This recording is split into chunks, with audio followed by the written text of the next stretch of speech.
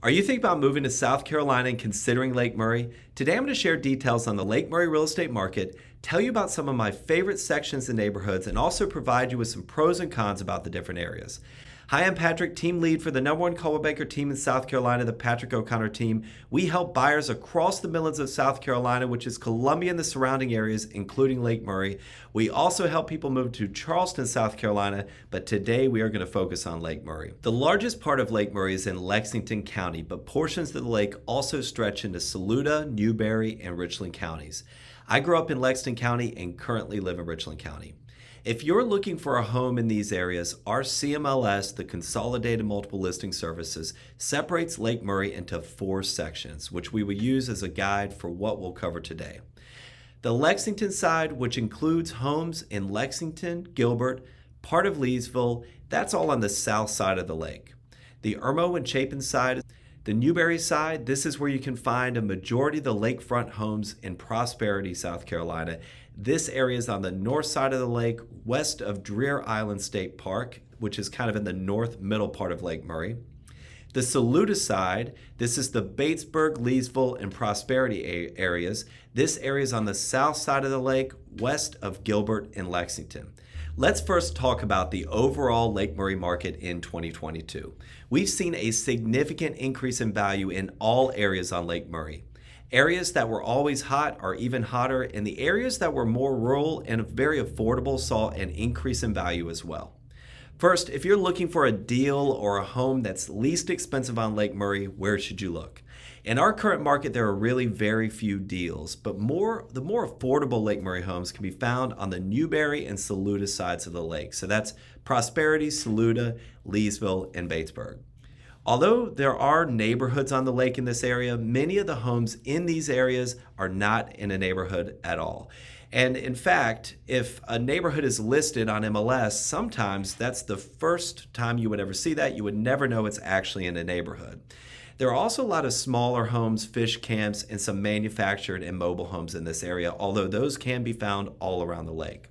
A few of the neighborhoods that can be found at MLS that I would suggest for under $500,000 are Edgewater Shores, this is one of my favorites in this area, Lake Murray Shores, Lake Murray Estates, and Blackgate East. I am very excited about Palmetto Point in this area. It's a new neighborhood on the lake, and you can find homes under $500,000, although there aren't any available as I'm shooting this video. But there's also several prime lakefront lots that are over $500,000 in this neighborhood as well. What's great about this is there hasn't been new construction on Lake Murray in a very long time, and this will down the road as real estate starts to turn, offer newer construction in this area. I would also suggest looking in the Gilbert area bordering Lexington if you're looking for one of the least expensive lake homes. I really like this area because as Lexington develops and expands towards Gilbert, the values in this area will continue to increase. Also, you can get to downtown Lexington from Gilbert in about 15 to 20 minutes. Some of the areas north of the lake, they're a little bit further out from shopping and restaurant options like what you'll find in Lexington.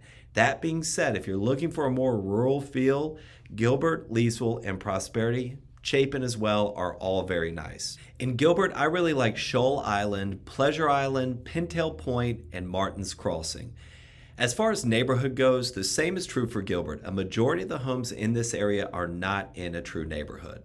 The Lexington side of the lake has seen some of the most appreciation over the last few years and is very convenient to restaurants, shopping, the Lake Murray Dam, and you can even get to downtown Columbia in 15 to 30 minutes depending on where you live on the lake and traffic. A few great neighborhoods are Kingston Harbor, Spence Plantation, Turner's Point, and if you're looking for a condo, Spence's Point.